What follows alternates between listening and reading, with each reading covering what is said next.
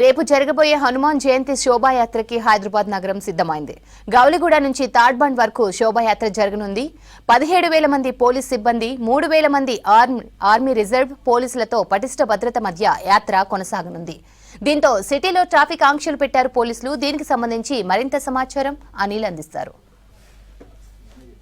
హనుమాన్ జయంతి సందర్భంగా హనుమాన్ శోభయాత్ర అయితే దీనికి సంబంధించి పూర్తి ఏర్పాట్లు అయితే చేశారని చెప్పాలి. అంటే వచ్చే భక్తులకు ఎలాంటి ఇబ్బందులు కలగకుండా, ఎక్కడ కూడా ఎలాంటి అవాంఛనీయ సంఘటనలు జరగకుండా శాంతి భద్రతల్ని దృష్టిలో పెట్టుకొని పూర్తి ఏర్పాట్లు అయితే పోలీసులు చేశారని చెప్పాలి. ఇందులో భాగంగానే అంటే మొదటిగా గౌలిగూడ నుంచి రామ మందిర్ నుంచి స్టార్ట్ అయ్యే ఈ శోభయాత్ర సికింద్రాబాద్లోని తాడ్బండ్ వద్ద పూర్తి కానుంది. సో దీనికి సంబంధించి పూర్తి ఏర్పాట్లు అయితే ఈ ప్రాంతంలో పటిష్ట భద్రత కోసం అని చెప్పేసి దాదాపు 17,000 మంది పోలీస్ సిబ్బందితో, అదేవిధంగా 3,000 మంది రిజర్వ్డ్ ఫోర్స్ సంబంధించి పోలీసులను కూడా ఏర్పాటు చేశారు. అదేవిధంగా అడుగడుగునా సీసీ కెమెరాలు ఉండే విధంగా డ్రోన్లతోని నిఘా పెంచే విధంగా అయితే ఏర్పాట్లు చేశారని చెప్పాలి. ఇందులో భాగంగానే ఇటు గౌలిగూడ నుంచి స్టార్ట్ అయ్యే ఈ శోభయాత్రకు సంబంధించి పూర్తిగా Gowliguda, Putlibowli, Koti, Sultan Bazar, Narayanaguda, Chikkadpally, RTC cross roads, Ashok Nagar, Gandhinagar, Kavadiguda, Bible House, Ramgopalpet, Paradise, Tadbund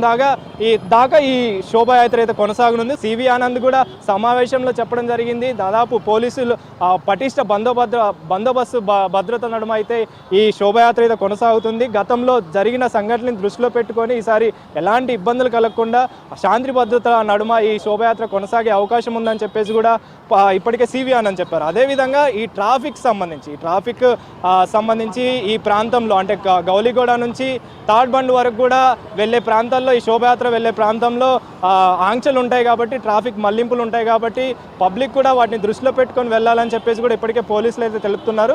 so దీనికి సంబంధించి ప్రజెంట్ మనతో పాటు మాట్లాడడానికి హైదరాబాద్ ట్రాఫిక్ డీసీపీ రాహుల్ హెగ్డే ఉన్నారు. వారితో మాట్లాడదాం. సార్ చెప్పండి, ఏర్పాట్లకు సంబంధించి కావచ్చు, ట్రాఫిక్ డైవర్షన్కి సంబంధించి కావచ్చు, ఏ విధంగా ఏర్పాట్లు చేశారు రేపు జరగబోయే హనుమాన్ శోభయాత్రకు సంబంధించి? దాదాపు 800 ట్రాఫిక్ పోలీస్ పర్సనల్తో ఈ బందోబస్తు ఏర్పాటు చేయడం జరిగింది. సో దాంట్లో అన్ని పాయింట్స్ చాలా డైవర్షన్ పాయింట్స్ ఉన్నాయి.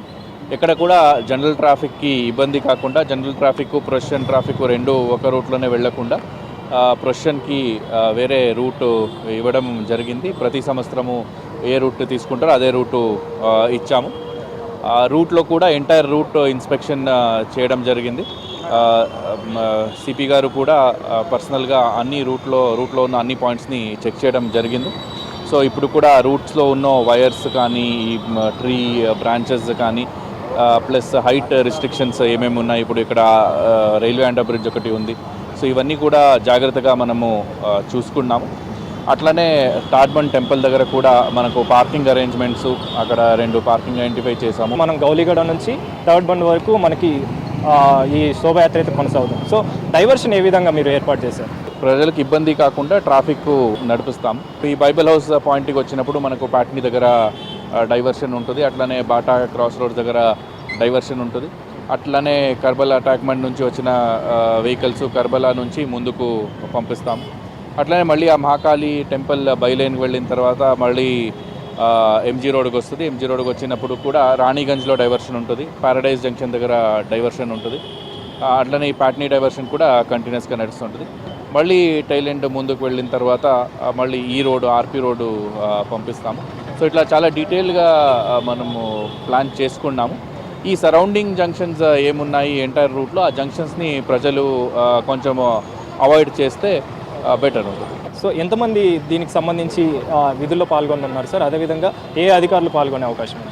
దీనికి డీసీపీ స్థాయి అధికారుల నుంచి ఆల్మోస్ట్ హోంగార్డ్ స్థాయి వరకు ట్రాఫిక్ కోసమే ప్రత్యేకంగా 800 పోలీస్ పర్సనల్ని మొబిలైజ్ చేయడం జరిగింది. ఆ ఎంటైర్ ప్రొసెషన్ రూట్లో ఉన్న జంక్షన్స్ని వాళ్ళు అవాయిడ్ చేస్తే, మళ్ళీ ట్రాఫిక్ పోలీస్కి సహకరిస్తే డెఫినెట్లీ వాళ్ళకు కూడా ఇబ్బంది కాకుండా, వేరే ప్రజలకు కూడా ఇబ్బంది కాకుండా ఉంటుంది. ఏదైతే శ్రీరామనవమి జరిగిందో, శ్రీరామనవమి రోజు కూడా ప్రశాంతంగా ఈ శోభయాత్ర అనేది ముగిసింది కాబట్టి, సో దీన్ని దృష్టిలో పెట్టుకొని కూడా ఈసారి కూడా ఈ శోభయాత్రను కూడా విజయవంతం చేసే విధానంలో పోలీసులు ఉన్నారని చెప్పాలి. కెమెరా పర్సన్ జగన్తో అనిల్, V6 న్యూస్, హైదరాబాద్.